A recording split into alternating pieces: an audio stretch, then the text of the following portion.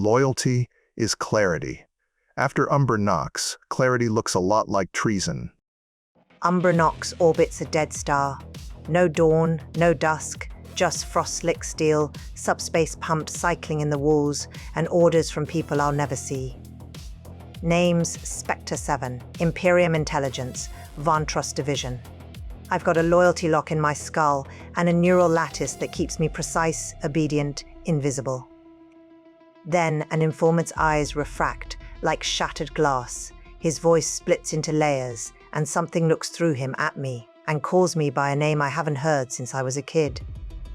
Now I'm walking into a spire full of rival agencies and one decryption engine everyone's willing to kill for, while something inside my own head decides whether I still get a say. The mirror and the lock. This is Spectre 7, Imperium Intelligence, Vantros Division, recording outside standard channels. If you're hearing this, I'm either dead or I've decided the truth matters more than my skin. They say loyalty is clarity. But after the last few days, clarity's looking a lot more like treason. I'm in a maintenance shaft right now, 3 levels below the district grid, wedged between a subspace pump relay and a coolant line that hasn't worked in 20 cycles. Frost crusts every surface, not from precipitation, because we don't get that luxury. Just the ambient cold seeping through poorly insulated Luther steel. The metal drinks heat the way it drinks light. Matty black, angular, indifferent. Bioluminescent fungus pulses along the seams where the infrastructure joins. Blue, like a sick heartbeat. The Imperium has been trying to kill this particular strain for cycles.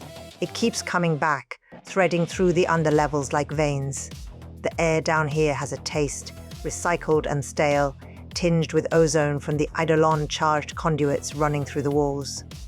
The subspace pump cycles every 40 seconds. When it does, the whole shaft vibrates.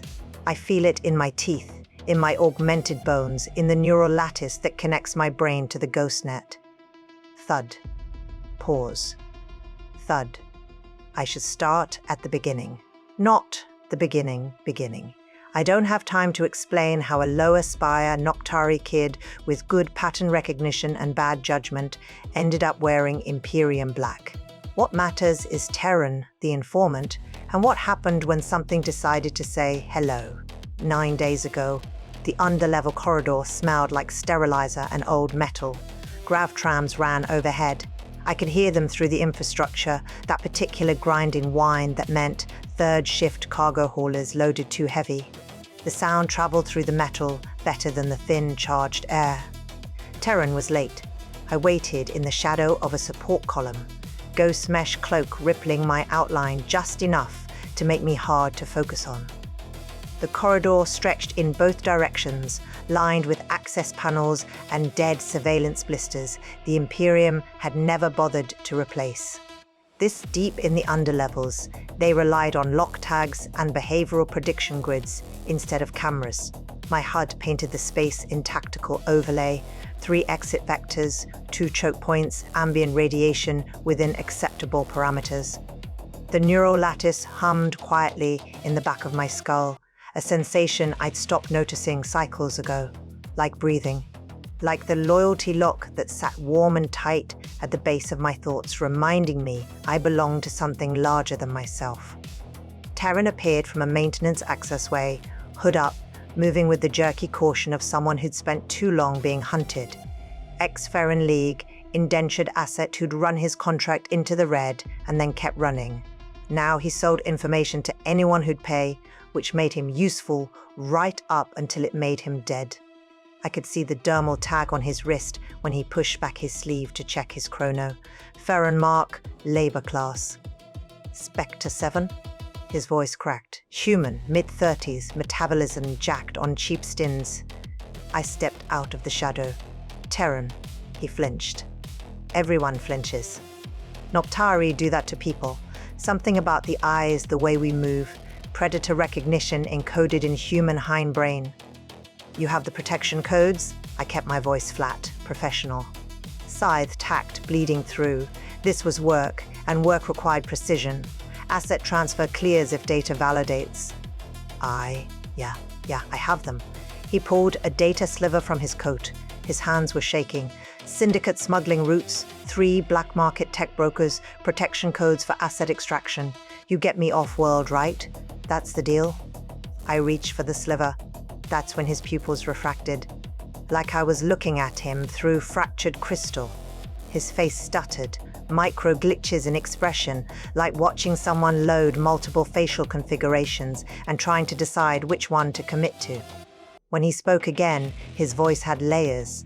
"We remember you, Spectre 7. My hand was already on my flechette pistol. "Terran, step back." But it wasn't Terran anymore, not entirely. He moved wrong, too smooth, too coordinated for someone who'd been shaking 3 seconds ago. His head tilted at an angle that was almost curious, almost affectionate.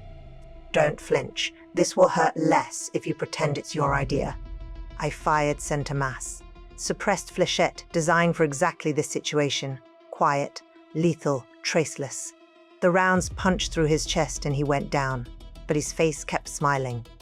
The pupils kept refracting. And for 3 seconds before his brain stopped processing entirely, something looked at me through his dying eyes and remembered me. Then he was just meat on the floor. I ran diagnostics while I called it in. No biological contaminants, no neural intrusion signatures, no unauthorized access to my lattice. The scan came back clean, but I'd been close. Physical contact. If he'd been carrying nano-infiltration vectors, I might have just been exposed. The scan came back clean. Control Ma, Agent Spectre 7, Terran extraction compromised, hostile takeover, target neutralized, require cleanup team and debrief. Confirmation code? Ma's voice came through crystal clear, every syllable precisely enunciated. Shade glass 17. Accepted. Proceed to Facility Null 7. Immediate debrief required. I left Terran in the corridor. Someone from Ocularis would scrub the scene, adjust the local grid, make it look like he'd never been there. That's what the Imperium does. We don't just kill people, we erase them. The whole walk to the facility, I kept thinking about those refracted pupils, about the way something had looked at me like it knew things I didn't. I should have trusted that feeling. Facility Null 7 sits 3 levels below official Imperium black sites. Concrete and obsidian, no windows, air that tastes like cold sterility and burnt synapse. The kind of place where questions go to die and loyalty gets reinforced with more than words. Control, Valen Ma waited in the briefing cell. Ash-grey skin with that faint gloss that comes from higher-tier nutrition and filtered environment exposure. His eyes were the muted red of upper-level Noctari, not the bright predator ring you get from growing up in the underlevels where you need every advantage to survive. He wore standard Imperium black with the slim Vantros glyph at his collar. He didn't waste time. Ma never does. Agent Spectre 7, report confirms hostile takeover of the asset via distributed consciousness infiltration. Provide operational context. I stood at parade rest. Terran was clean when I verified identity markers. Takeover occurred during exchange. Hostile entities spoke through him using layered vocal patterns consistent with distributed consciousness. Entity demonstrated recognition of my operational designation and I hesitated. Professional instinct warred with something that felt too much like fear. And personal knowledge base. Elaborate. It knew me, Control, not my cover, me. Ma's expression didn't change, but his eyes tracked to something off-screen. Running diagnostics remotely, probably. Checking my vitals, my lattice integrity, looking for infiltration signatures. Preliminary scans show clean. No biological contaminants, no active neural intrusion signatures. He paused. Deep-level quarantine and analysis would take 14 days minimum. We don't have 14 days. Control. The Virith Codex.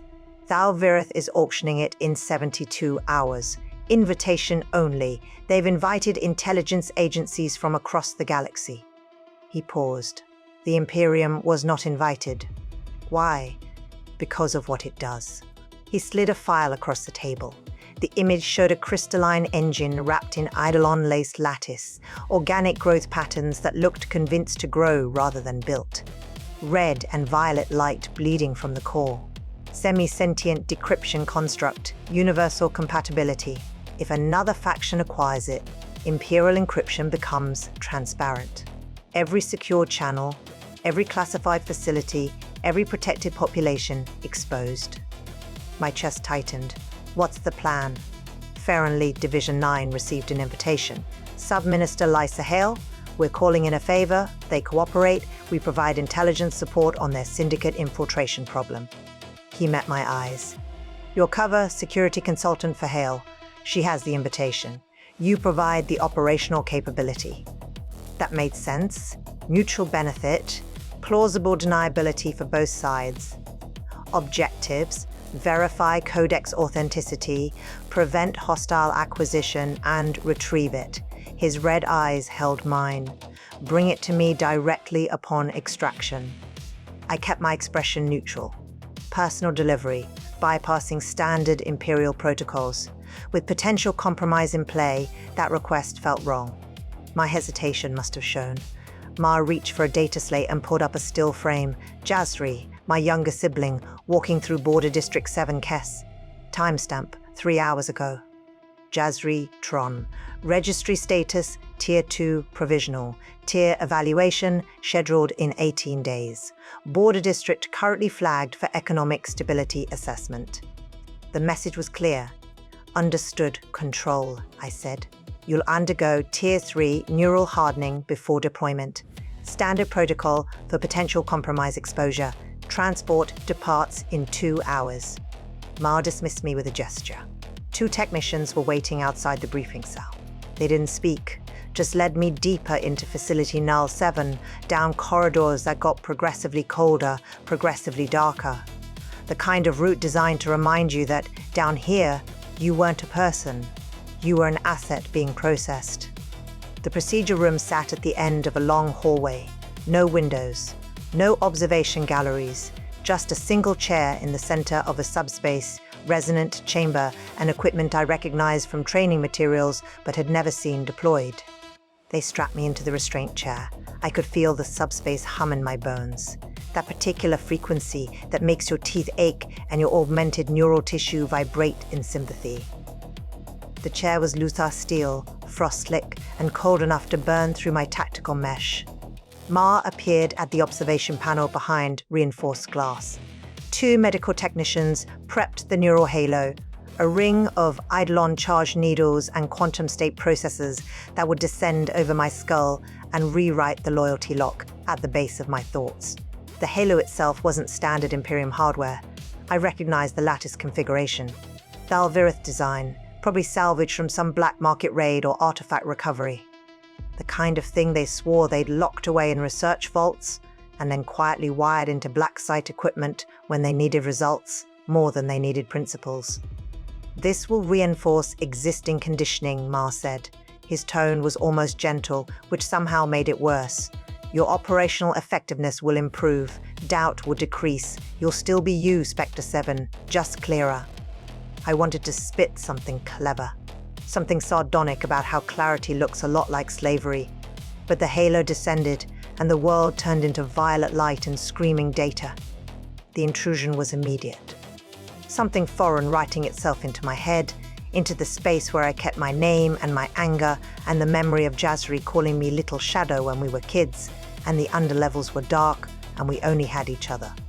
Pain came with it, sharp and intimate, but worse was the sense of being rewritten, not erased, edited. A memory flashed. Terran's face, pupils refracting like fractured crystal. That voice with its layered harmonics. We remember you, Spectre 7. Don't flinch. This will hurt less if you pretend it's your idea. Just stress. Neural pathways misfiring under the rewrite.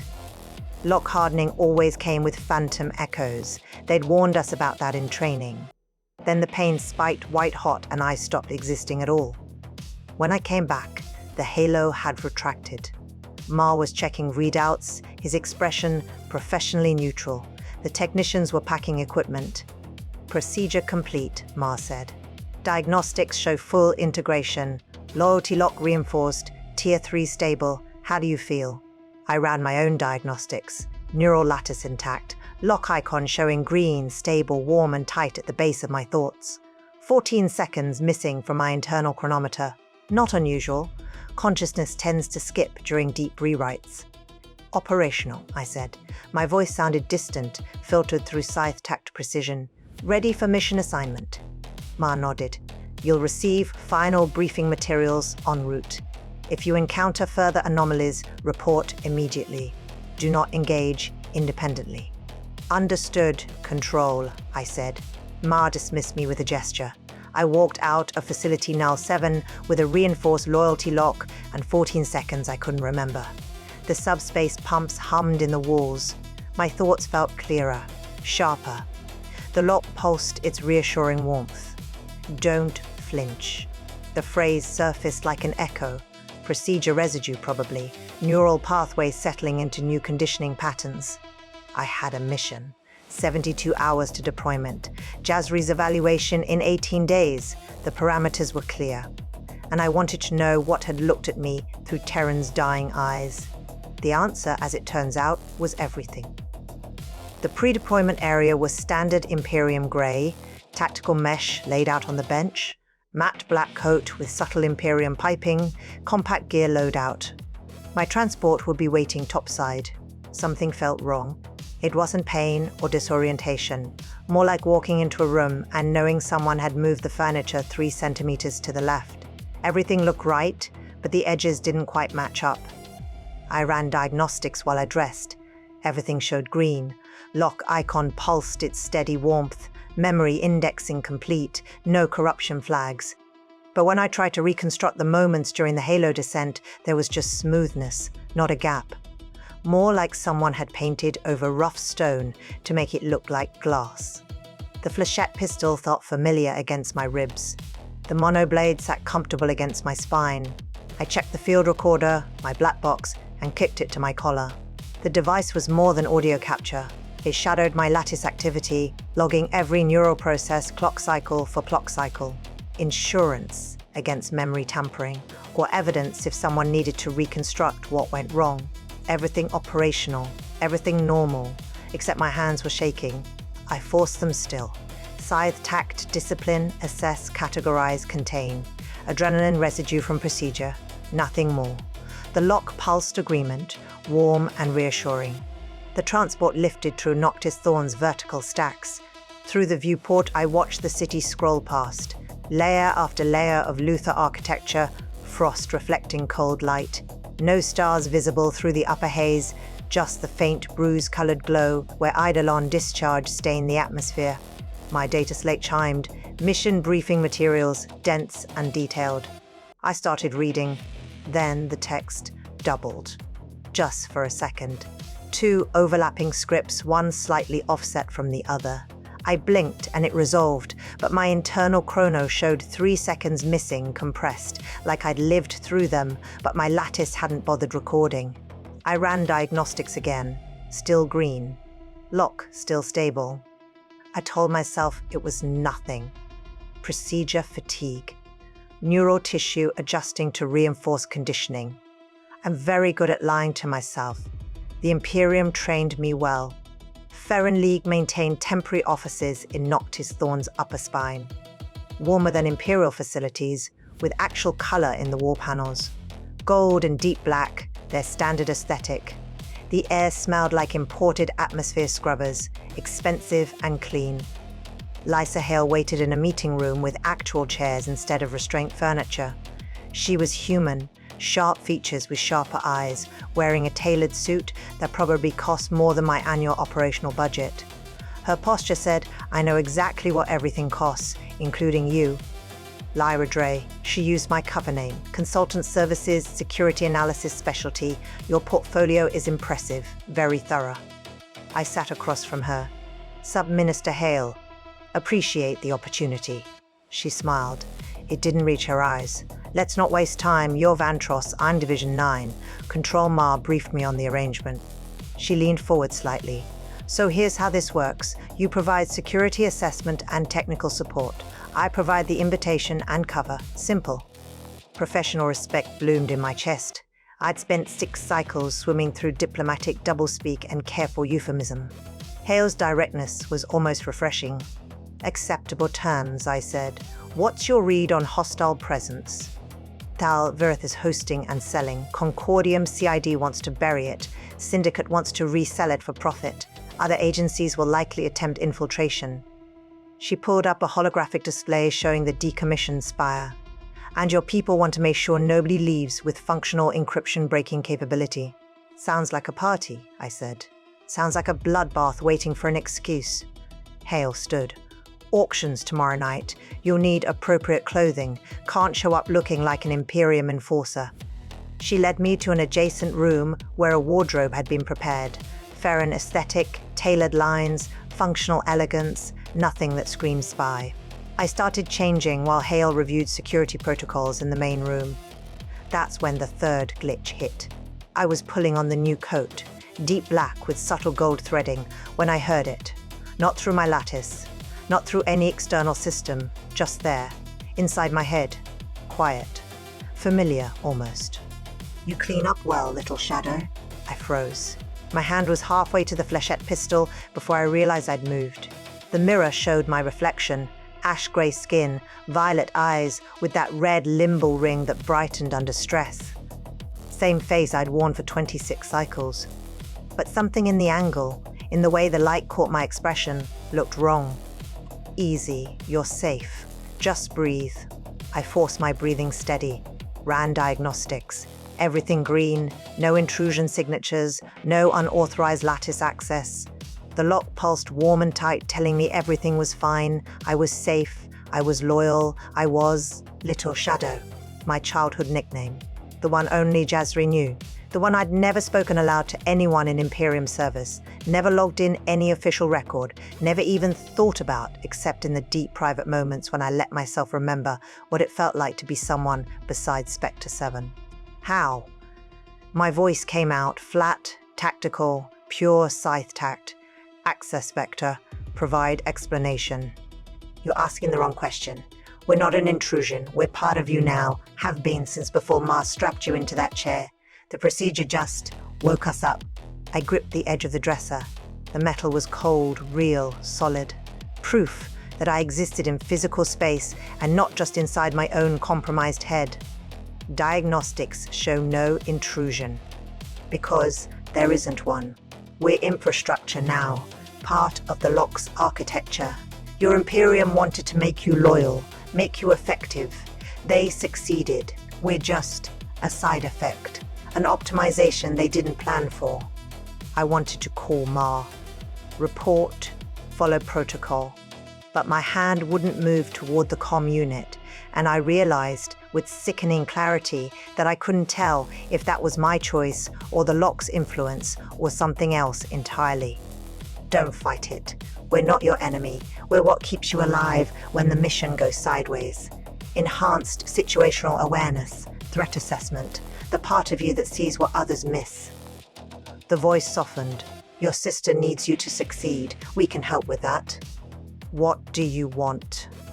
Same thing you want. Survival, success, to see Jazri safe. A pause. And to understand what you really are now. More than an agent, more than just a tool. Something more. Then the presence faded, not gone, just quieter, waiting. I finished dressing with shaking hands. Ran diagnostics 3 more times. Everything showed stable. The lot pulsed its reassuring warmth, telling me nothing was wrong. I was fine, operational parameters maintained. I didn't believe it anymore. The transport to the spire launched at dusk, or what passed for dusk on Umber Knox, where the light never changed but the traffic patterns shifted anyway. Hale sat across from me in the grav car, reviewing her data slate with professional focus. She didn't ask why I was quieter than before. Maybe she assumed I was mentally preparing for the mission. Truth was, I was trying to figure out if I was still alone in my own head. The city scrolled past below us. Noctis Thorn's vertical stacks glowed with bioluminescent infestation and cold artificial light. Subspace pumps vibrated through the gravcar's frame. I felt them in my augmented bones, in the neural lattice that might or might not be compromised. My internal systems hummed, not diagnostics, something else. A sympathetic resonance like my augments were anticipating something. I didn't respond, didn't acknowledge, just watched the spire grow larger in the viewport. The decommissioned Luther structure rose from the upper spine like a broken fang. Matte black, angular, bleeding red light from seams where Thal Virith modifications had been grafted onto the original architecture. The air around it shimmered with subspace distortion. Just space itself getting uncertain about its boundaries. Lovely, Hale said dryly.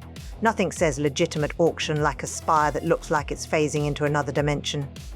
Thal Virith aesthetic, I said, forcing my voice steady. If you can't make it beautiful, make it disturbing. The grav car descended toward the landing platform. Through the viewport, I could see other transports arriving. Theron, Concordium, shapes I couldn't quite identify through the distortion. My lattice tried to tag and catalogue, but some signatures kept shifting. Mirror mesh, I realized, already active somewhere in the crowd. Multiple, overlapping identities, faces that couldn't decide which configuration to commit to. We landed. The platform was frost-slick Luther steel, cold enough to burn through boot soles if you stood still too long. The air here was different. Sharp, acrid, heavy concentration of eidolon discharge from the spire's active systems. It made my augmented sinuses ache. Hale gestured toward the entrance. Stay close. If shooting starts, I'd prefer to know which direction you're aiming. I'll cover your exit vectors, I said. She gave me an odd look, like she'd heard something in my voice that didn't match the words, but she didn't comment. Just led the way toward the spire entrance, where shadows moved with too much coordination and faces flickered between configurations like shuffled cards. The auction was about to begin, and I was walking in with a rewritten neural lattice, a loyalty lock that might be a back door, and something riding passenger in my skull. What could possibly go wrong? I should have run then, should have ghosted, disappeared into the underlevels, found a black market neurosurgeon to crack my lattice and undo whatever the Imperium had built into me. But I didn't, because the lock pulsed warm and told me to proceed, because Jazri's evaluation was in 18 days. Because, and this is the part that scares me most, I wanted to see what would happen. Something knew me, maybe better than I knew myself, and I wanted to know why. The spire interior was Luthar sterile, overlaid with pop-up luxury. Ferron drink bars materialized from floor panels. Aurevia ambient scent fields drifted through corridors, trying to mask the acrid smell of ozone and burnt circuitry.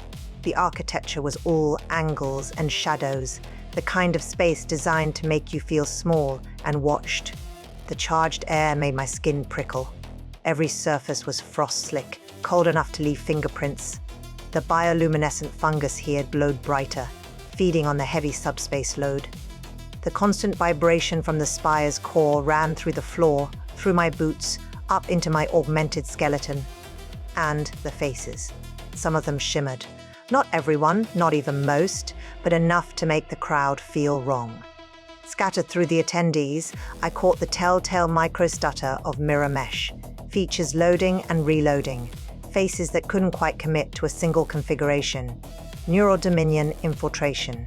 They weren't on the guest list, but they'd found a way in anyway, riding borrowed bodies through the auction. My neural lattice tried to tag the compromised hosts and gave up. Too many variables, too much interference.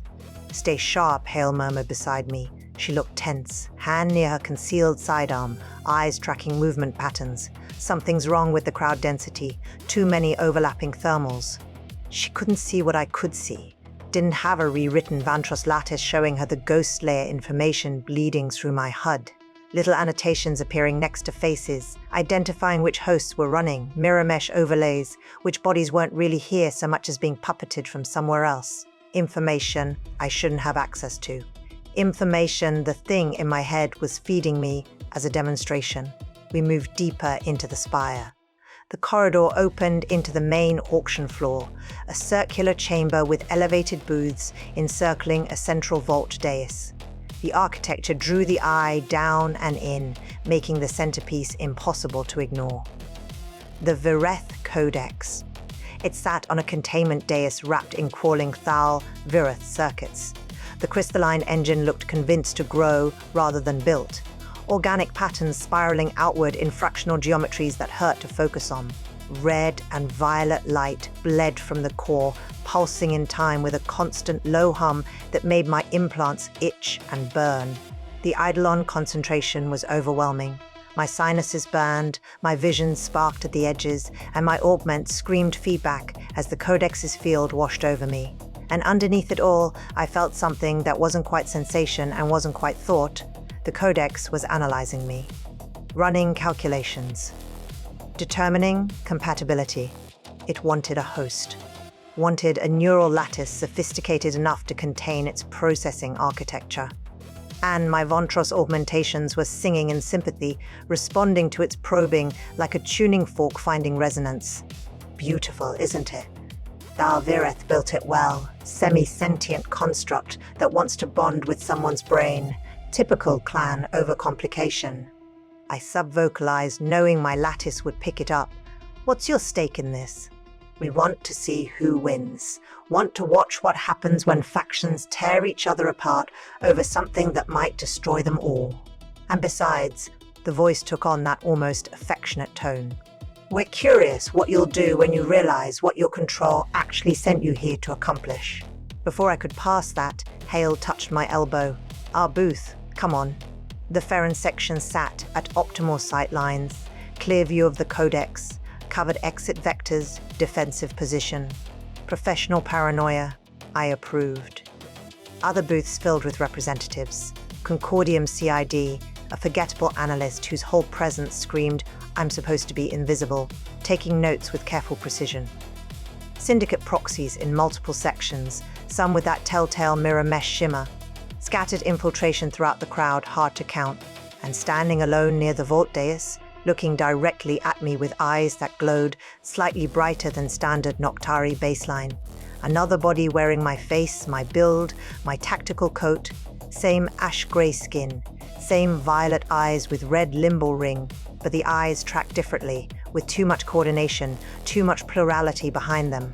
Surprise. We told you not to flinch. You wouldn't remember, but we did. My hand was on my flechette pistol before tactical discipline caught up. Shooting my own doppelganger in the middle of a hostile dense auction floor was bad protocol, even for me. Hale noticed my tension. Problem? Scan that operative near the dais. Noctari, black coat, my build. She pulled up targeting optics, frowned. Getting severe EM interference. Thermal signature keeps phasing. Could be mirror mesh projection. It's not projection, it's a host. The doppelganger moved through the crowd with perfect confidence. Other attendees gave her space. Some instinct recognizing predator movement even if they couldn't identify the threat. She stopped 3 meters from our booth, close enough for clear sight lines, and looked directly at me. When she spoke, her voice had that characteristic layering, not loud, just present.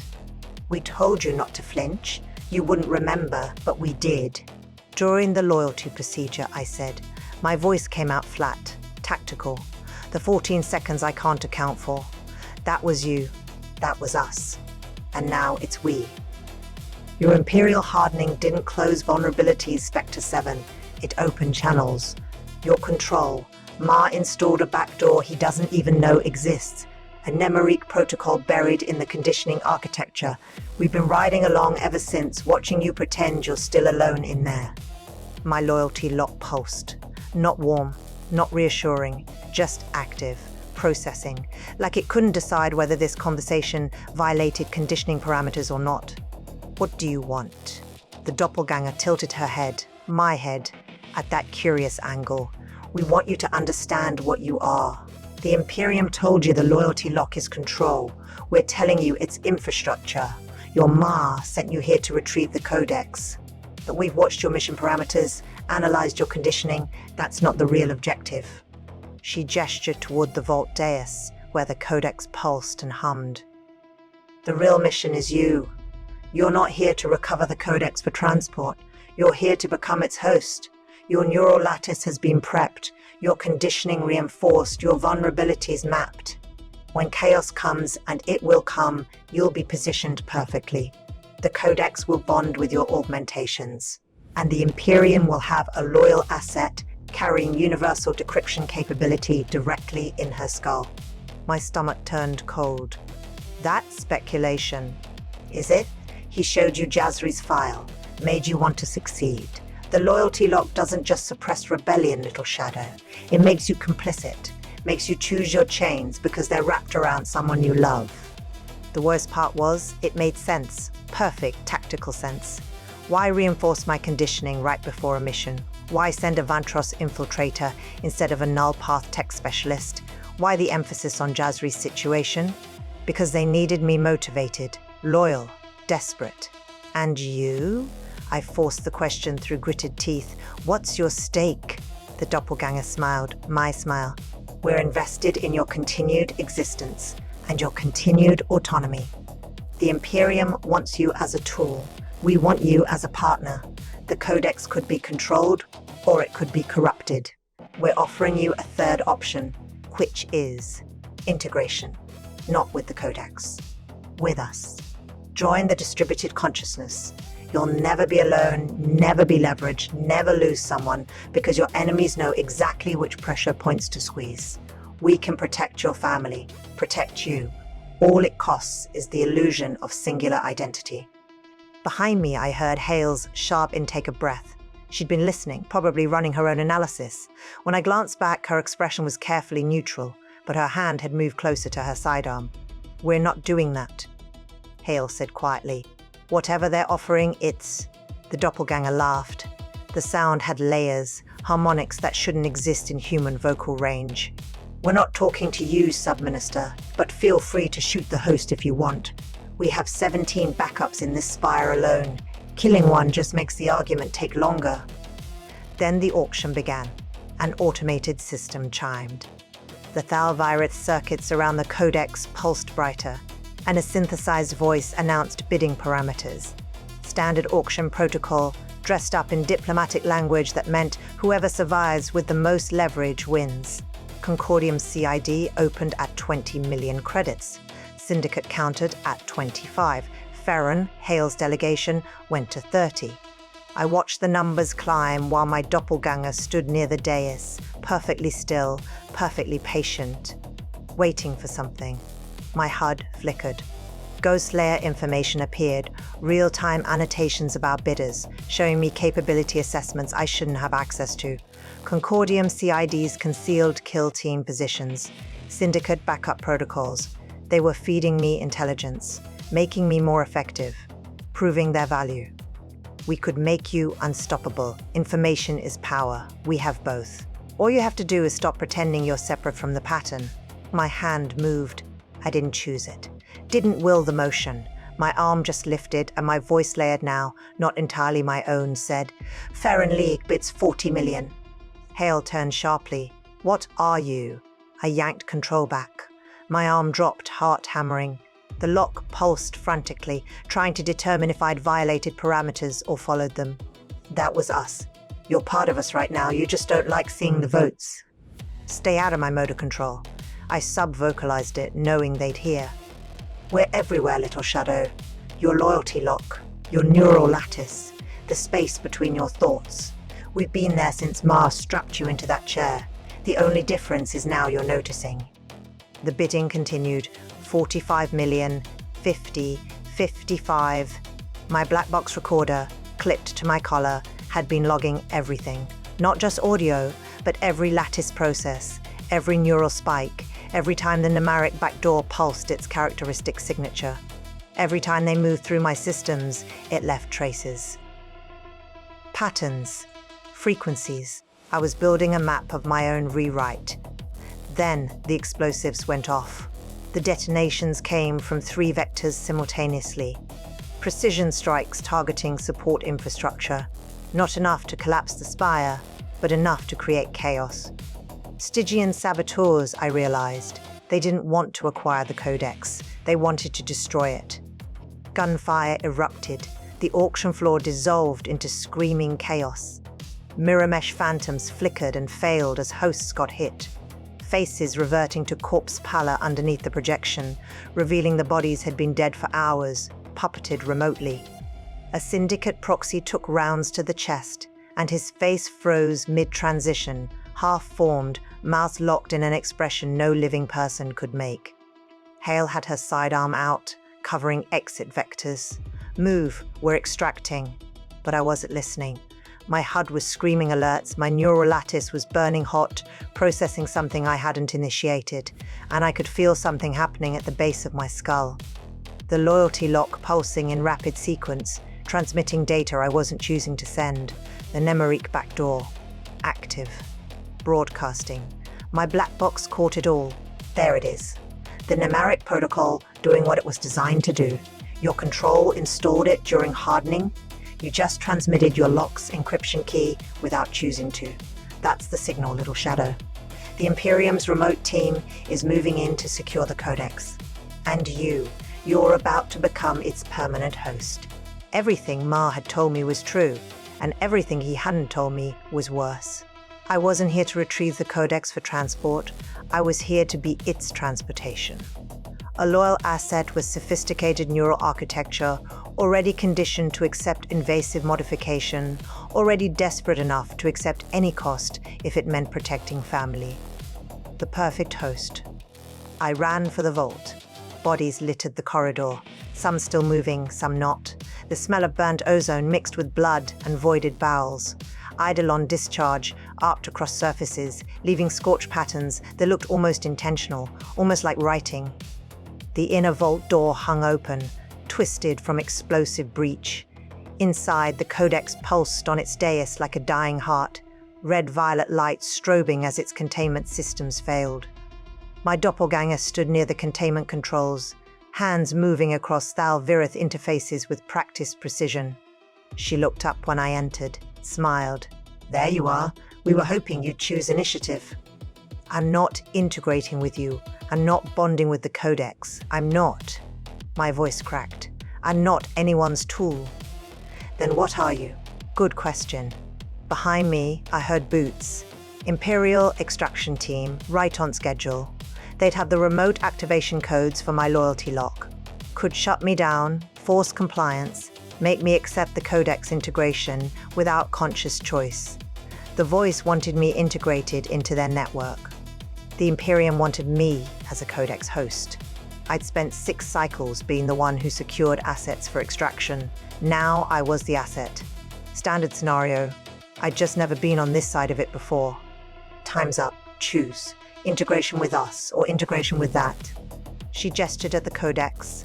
I looked at the crystalline construct, looked at my stolen face, looked at my own hands trembling with adrenaline and fear and rage. Then I did something neither side expected. I rewrote myself. The Tenebrica backdoor was already active, already transmitting. Good. That meant the channel was open. And if they could ride the loyalty lock's infrastructure, then so could I. I pulled my field recorder, my black box, and jacked it directly into my neural lattice. Raw data connection, no filtering, no safety protocols. The device had been shadow logging my lattice activity since Null 7, capturing every glitch, every intrusion, every time the Tenebrica protocol pulsed its distinctive frequency signature. It knew the backdoor's pattern, knew the exact waveform they used to slip through my conditioning. I shoved all of it back through the channel, not at them, but at the lock itself, forcing it to choke on the same exploit they'd been using on me. What are you doing, Little Shadow? You're severing connections. Cutting the chains I forced out between my teeth. The loyalty lock was sophisticated conditioning, but conditioning is just programming. And programming has exploits. The distributed consciousness had used the Tenebrica backdoor as an entry point. I used it as an exit vector, pushing my own identity stream through the same channel, flooding the conditioning architecture with raw, unfiltered me, forcing it to process contradictory data until the whole structure cracked. The lock shattered. Not surgically, not cleanly, like taking a hammer to crystal, feeling shards dig into soft tissue as the whole structure came apart. Pain lanced through my skull. Real pain. Neural tissue restructuring without anesthetic, synaptic pathways rerouting around damage in desperate improvisation. But under the pain, freedom. The warm, tight pressure at the base of my thoughts, gone. The automatic compliance routines, gone. The impulse to follow orders, trust authority, believe the Imperium knew best, gone. The voice howled. Plural, layered, terrible, but fragmenting, losing cohesion. You're killing part of us, the piece that runs on your infrastructure. Little Shadow, we can't maintain synchronization. Then you shouldn't have ridden along. I turned to the codex. The crystalline construct was still active, still analyzing, still trying to find compatible neural architecture. My lattice was screaming compatibility signals, begging for integration. I fed it the same corrupted data stream I'd used on the lock. The codex shrieked, not in sound, but in resonance, vibrating through subspace, through eidolon, through my bones. It tried to process the contradictory information, tried to integrate the fragmented consciousness streams, tried to reconcile the fractured identity data, and failed. The crystalline lattice spiderwebbed with cracks. Red-violet light bled between fissures. The Thalvirith circuits went haywire, failing in cascading sequence. Smoke, actual smoke, not just energy discharge, began rising from the containment systems. I'd made the codex dangerous, but not functional. Unstable, unpredictable, useless for universal decryption because it couldn't maintain coherent processing long enough to complete a single calculation. No one could control it now. Not the Imperium, not anyone, not anyone. My doppelganger staggered, face glitching as the fragment running her lost its connection to the broader network. Her pupils flickered between refraction states. Her mouth moved, trying to form words with multiple voices that no longer synchronized. Then she collapsed. Just meat and borrowed identity, connection severed.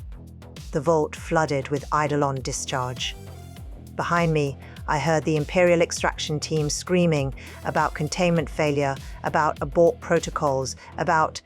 Then the explosion hit, violent and close. The team's entry point collapsed in fire and twisted metal.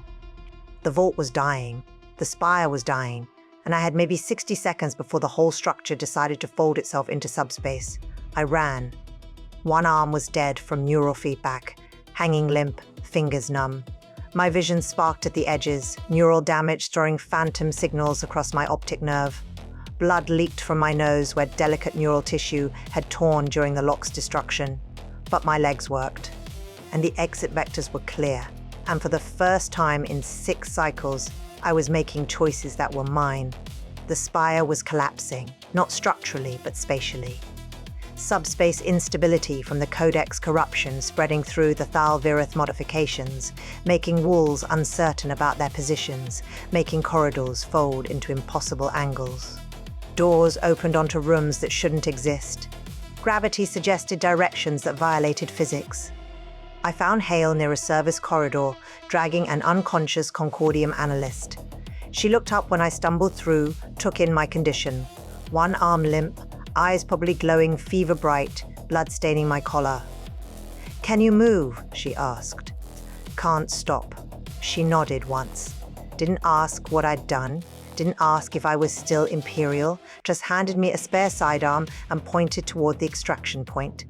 We ran through a spire that was eating itself from the inside out, through chaos and gunfire and mirror mesh hosts collapsing as the distributed consciousness fragments lost synchronization across the network. My HUD flickered. Ghost layer information appeared one last time. Exit vectors marked in colors I shouldn't be able to see. Safe paths through the spatial distortions. Whatever remained of them helping me escape. Or maybe just documenting my survival for later reference. When we hit atmosphere, the spire was still standing. But the red-violet light bleeding from its seams looked wrong, pulsing erratically, growing brighter, unstable, building towards something catastrophic. Hale's transport lifted off. Through the viewport, I watched the spire shudder. Watched reality around it start to fold inward, space collapsing toward the corrupted codex like water circling a drain. Then it imploded instead of exploding. The whole structure folding into itself in absolute silence, leaving nothing but a perfectly circular crater and a faint shimmer where space hadn't quite decided how to fill the gap. I killed my lock tag 3 hours ago and backfilled the timestamp. As far as the Imperium tracking grid knows, Spectre 7 ceased to exist during the spire collapse. They'll look for me.